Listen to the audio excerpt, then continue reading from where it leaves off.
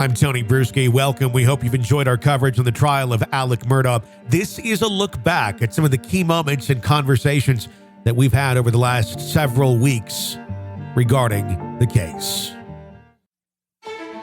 This is continuing coverage in the trial of Alex Murdaugh from True Crime Today. Welcome back to our continuing coverage in the Alex Murdaugh trial. Forensic pathologist named Dr. Jonathan Eisenstat took the stand and explained why he disagreed with the autopsy findings on the trajectory of the bullets that killed Paul. Dr. Eisenstat's testimony was a crucial moment in the trial as he testified that Paul's shooter would have been covered in blood and brain material based on his findings. His testimony challenged the prosecution's case and added a new twist to the already complex trial. Take a listen. Tell us where Dr. Reamer got it wrong. Well, I think she has it reversed. And the reason being is, now that you've seen where all the pressure would go, if the entrance wound is here on the left shoulder, and we're saying that we're at least 3 to 4 feet away from there because we have no soot, we have no stippling on the skin, then by the time it gets to the left side of the chin or over here at the angle of the mandible, the jaw, we've lost a lot of energy. And so, yes, you can get some pellets still going up into the head, but you're not going to have the top of the head completely blown off. And if you look at the photograph here, you can see, for all of us, it curves over and goes around because the top of our skull's there. If you look here, it goes flat. He's missing the top of his skull. That would not have happened from a 3 to 4 foot 3 feet or further shotgun wound coming in on the left side. And the wound on his shoulder, let's look at that real quick.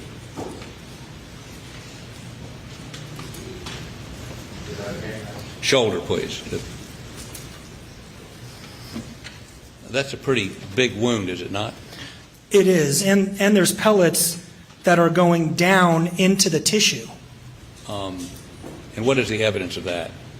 Well, there's photographs that are taken looking down into the wound, and you can see pellets there, and there are x-rays that are taken that you can see there's pellets down into the left shoulder. Okay, if you go to Defendant's Exhibit 162.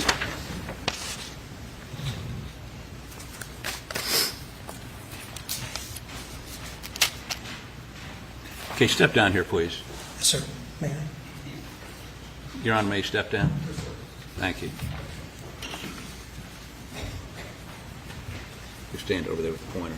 Show the jury, please, the individual pellets. Oh, well, this is probably the easiest one to see. Round and silver. I'm going to have to come around for a moment. I'm sorry. There's one here. There's one here. It's not projecting well, but I know that I saw a few down here, but then on x-ray, it'll become more apparent. Okay, well, let me do this. Let's go ahead and put the x-ray up while we're talking about this, which would be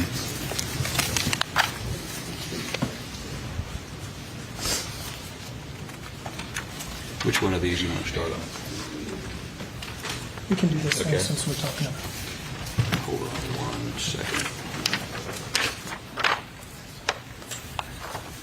Any objection?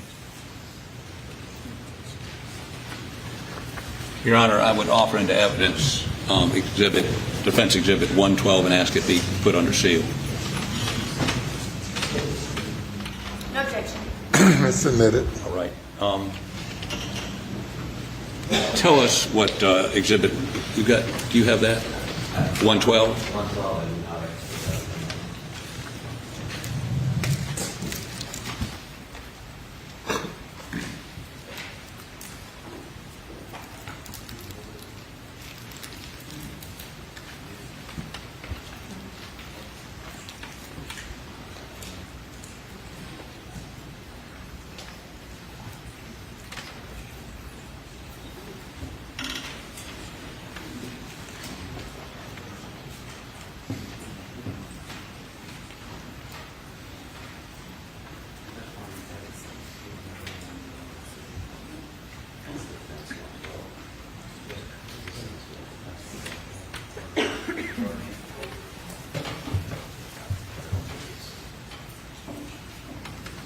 You know, the shocking, Your Honor, we have some technical issues here. This is,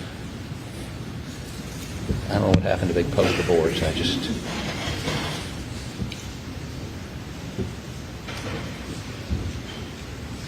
Got it?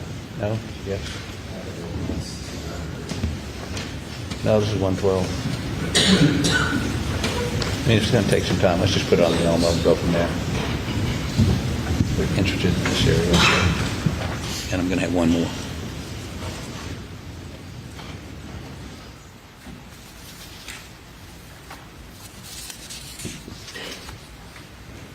Okay, tell the jury, please, what we're looking at here. Sure. So any case that comes to a medical examiner's office that has any type of penetrating injury, the medical examiner will do x-rays to see if there's anything left in the body, and then also for safety reasons. But what we're looking at here is, this is the spine, these are the ribs, so we're looking at the chest, the left shoulder, because we're coming out here to the left arm, and all of these dots are the pellets from the shotgun wound. And what we can see here is that these pellets are coming down all the way. So this is the first rib right here. First rib is about right here. So we have pellets all the way down to this level. Is that consistent or inconsistent with a shot being fired from his left, apparently going upward to the brain? That wouldn't be consistent, and the reason being is then it would have to, the pellets would have to go up, curve, and come down, while the rest of them are continuing this way. Okay. So could I have this one next? Sure. Okay. Defense Exhibit 111. I can do Elmo. I can. You got it. Okay, good.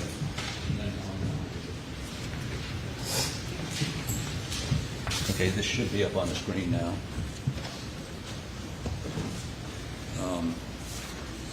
Can you? We're talking about the lower right hand. The left side of the body. Left side of the body. The R stands for right, so the x-ray is being taken like this, right side, and this is the left side. Okay, so could you blow up the lower R right corner, please? There you go. Now, what does this depict? So this is showing here on the left side of the jaw, and we see all of these pellets that are here. So the jaw is right here, and you can see these pellets are in the left side of the jaw, in the neck, and they're going down into the upper left chest. So, and you believe the directionality on these is down? Well, from the totality of the evidence, I believe, yes, they're downwards. Okay. And, but this x-ray has other findings, I think, that are important for that opinion. okay. And, I mean, you can see the severity of the fractures of the skull. The skull should... Actually, I think it was better if we were back. The severity, the skull should obviously come all the way around, right? Mm-hmm. There's no skull here. That's probably the area where the shotgun was pressed against the head. And we've got all of these fractures. In medical terms, we call it multiple comminuted fractures. This is, I mean, textbook for a contact range shotgun wound to the head, to the top of the head, not down here. And, okay, so in your opinion, if it had happened the way Dr. Reamer said, you would not have the directionality of those pellets in the shoulder down. Correct. And you would not have that kind of devastation to the skull. It wouldn't be enough energy.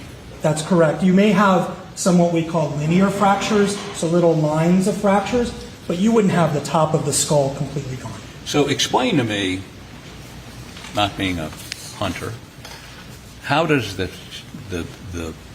gas, you got gas coming first, pellets coming second, right? Yes, sir. So how do you get the gas going in and the pellets continuing on?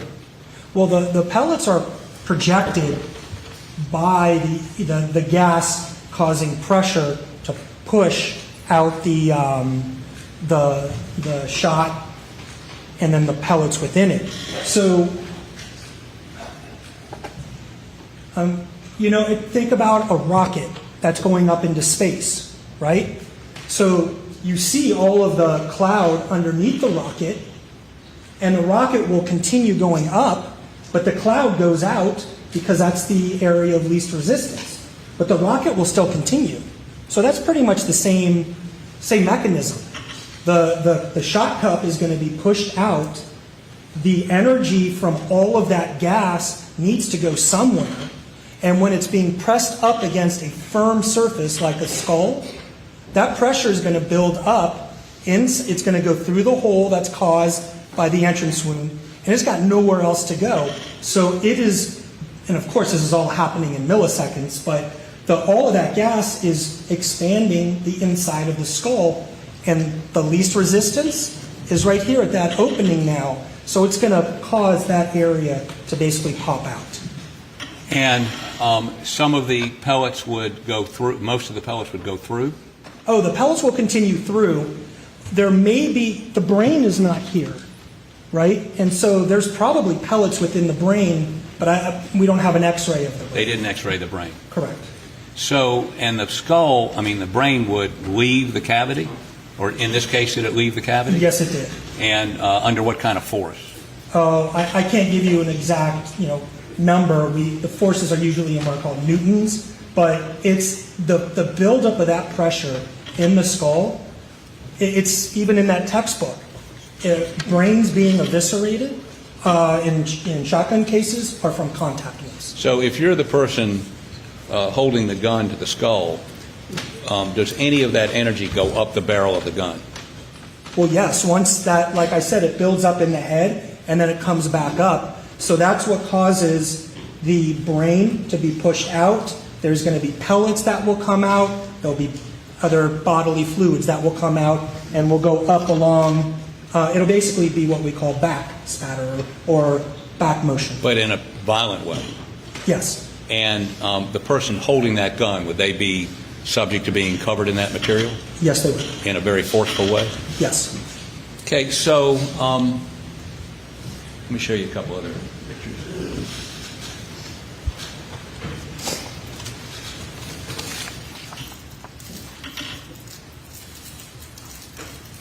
That's this photo, right? That's that one. Yeah, okay. Would you put Defense Exhibit 113, please?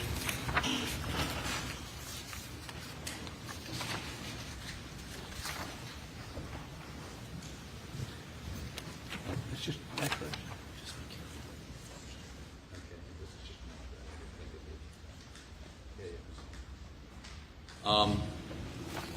I believe this is an evidence.